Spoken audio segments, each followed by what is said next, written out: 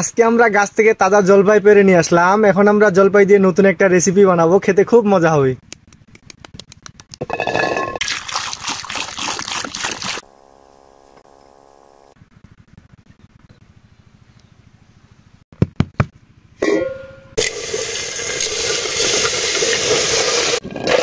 লবণ, হলুদ,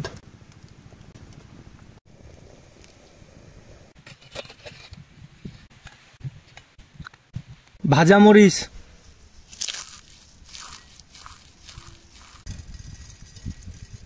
লবণ, মশলা,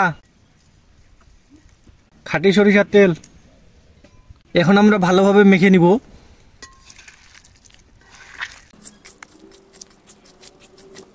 বিসমিল্লাহ।